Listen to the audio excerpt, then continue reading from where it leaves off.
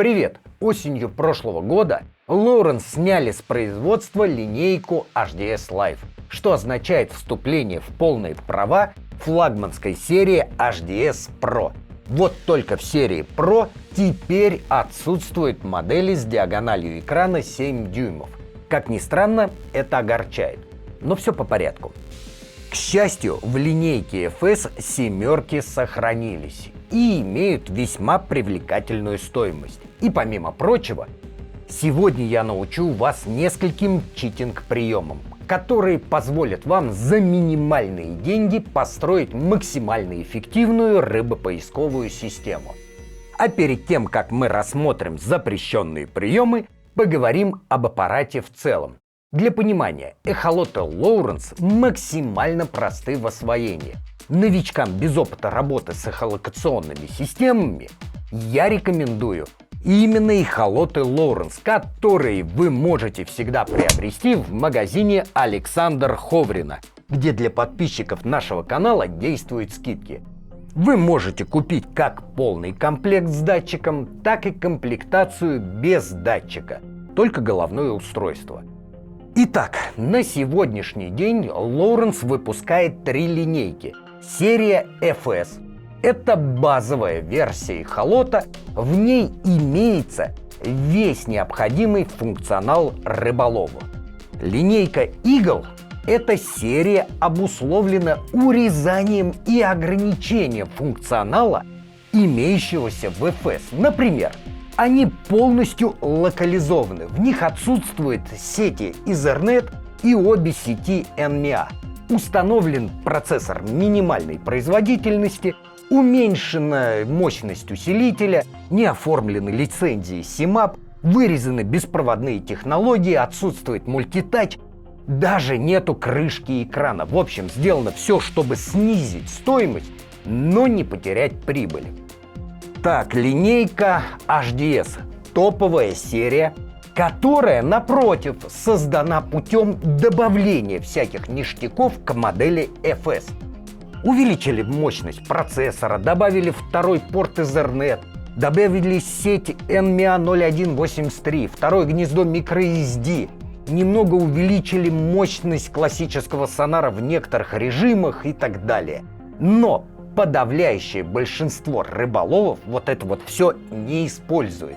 Из реально неоспоримых преимуществ серии HDS это увеличенное разрешение экрана и дополнительное кнопочное управление. Но и ценник не так, чтобы прямо и доступный. В общем, FS – это базовая модель, золотая середина. Но настал момент, когда полноценные семерки остались только в линейке FS. И хотим мы этого или нет, как говорится, что имеем. Кстати, разрешение экрана у семерки такое же, как и у девятки. Зафиксируйте эту мысль, в дальнейшем мы еще к ней вернемся. Конечно, девятка, а сейчас появилась и десятка, весьма универсальны. И площадь экрана достаточно большая, и размер эхолота еще остается компактный. А теперь вспомним знаменитую, а оттого еще более угарную раскладку от Васи, в которой он разместил все инструменты на одном экране. Ну, это подобно тому, чтобы взять в руки шуруповерт, молоток, бокорезы, гаечный ключ и попробовать всем этим работать одновременно. И Вася говорит о том, что использует данную раскладку на экранах с диагональю 12 и более дюймов. Но пользователи этого как будто бы не замечают и фигачат эту раскладку и на девятку, и на семерку, чего я только не насмотрелся. В действительности на экран необходимо выводить только те инструменты, которые необходимы именно в данный момент для данного типа ловли.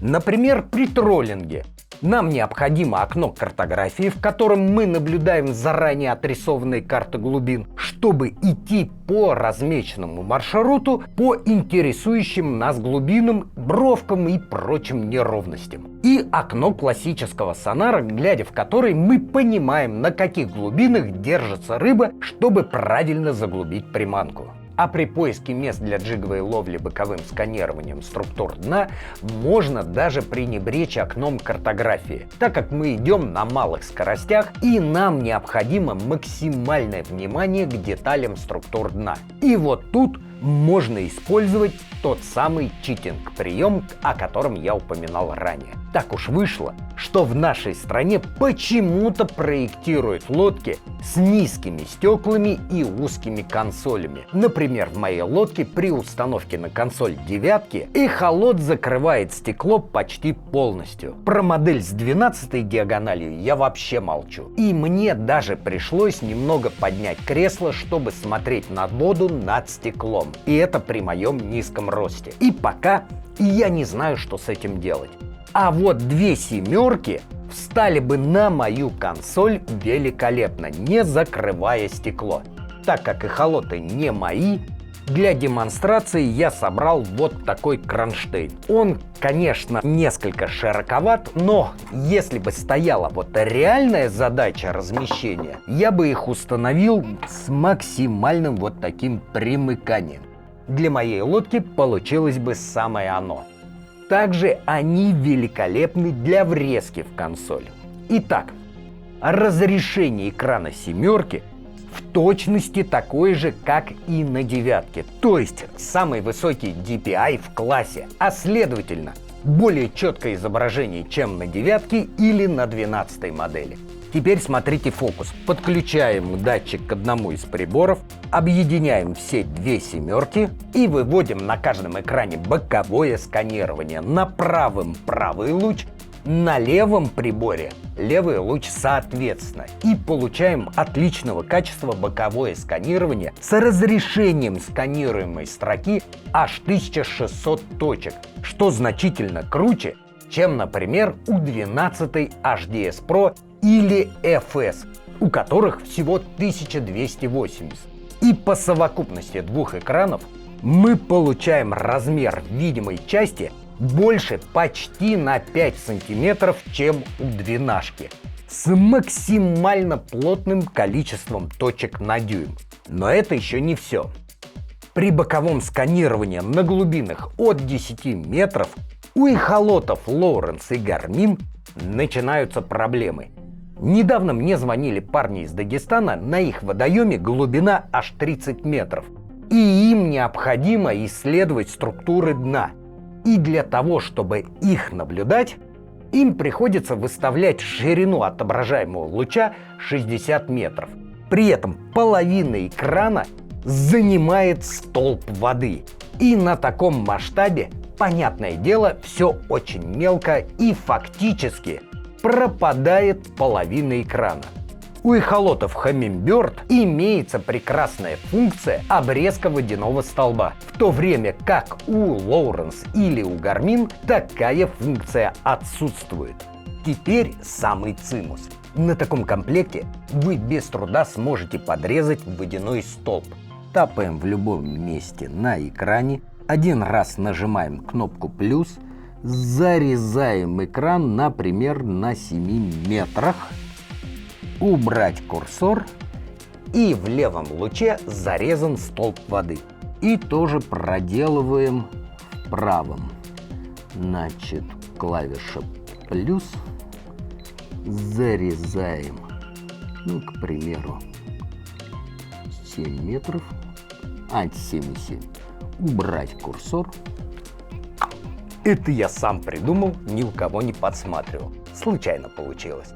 Как по мне, прекрасная альтернатива хамминбердовскому обрезанию водяного столба. Я пробовал тот же метод с одним головным устройством, как на девятке, так и на двенашке. Вывел на экран комбинацию, в которой имеется две программы бокового сканирования с левым и правым лучом. Но как ни старался убрать водяной столб, максимум получается зарезать только один луч. Второй останавливается на паузе и ничего не получается. Честно скажу, я не понимаю, почему кроме Humminbird этот инструмент игнорирует большинство производителей. Но вот что имеем. А вот в мультимониторной системе с эхолотами Lowrance можно обойти эту проблему. Также комплект из 2 семерок отлично подходит для троллингистов на маленьких лодках с румпельным управлением. Один эхолот размещаем по левому борту, а второй по правому. И выводим на одном картографию, на втором сонар. Конечно, можно и на одном экране вывести, например, на 9 или на той же 7. Но в этом случае вам придется разбивать экран пополам и в результате размещать головное устройство уже значительно ближе, что порождает тесноту и в без того маленькой лодке. Дополнительный крупный объект, размещенный близко к судоводителю, начинает стеснять ваше движение при необходимости резкого перемещения по лодке, например, во время подсечки, в то время как 2 экрана можно разместить куда дальше и полноценнее наблюдать за маршрутом по необходимым глубинам и за поведением рыбы в классическом сонаре. Конечно, можно разместить подальше одну 12 или даже 16, но комплект становится уже громоздким и весьма дорогим. Поэтому 7 самый оптимальный вариант. Подытожим. На сегодняшний день, к сожалению, полноценные 7 остались только в линейке FS. И кроме как размером экрана, 7 ничем не уступает и не отличается от 9.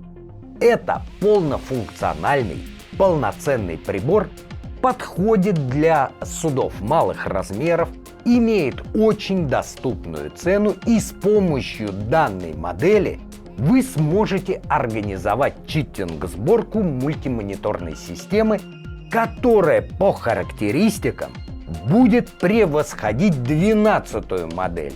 А если у вас недостаточно средств на данный момент, то можно купить сначала одну 7, а затем, когда наступит момент, вторую. А вот половинку 12 вы купить не сможете. Напомню, Лоуренс до сих пор не решил проблему работы сразу 2 датчиков. Даже на моделях Pro, где имеется синхронизация пинга, вы не сможете вывести на экран показания 2 датчиков бокового сканирования одновременно. Поэтому, и в том числе поэтому, подобная читинг-сборка, к сожалению, не получится, скажем, на эхолотах Eagle или Hook. Зато в магазине Александра Ховрина вы сможете приобрести эхолот как с датчиком в комплекте, так и без датчика. И, кстати говоря, вот данные аппараты после съемок тестов вы можете также приобрести в магазине Александра Ховрина с хорошим дисконтом. Для этого напишите в магазин, и если успеете, то вот прям вот эти эхолоты с хорошей скидкой станут вашими. А теперь подписываемся, ставим лайк и помните, дядя Вова плохому не научит. Пока! Да, слушай, были бы мы поумнее, мы бы в свое время вместо 9 взяли бы 2 7. Да? Чего? И тебе нравится? Устала сниматься, звезда. Ух.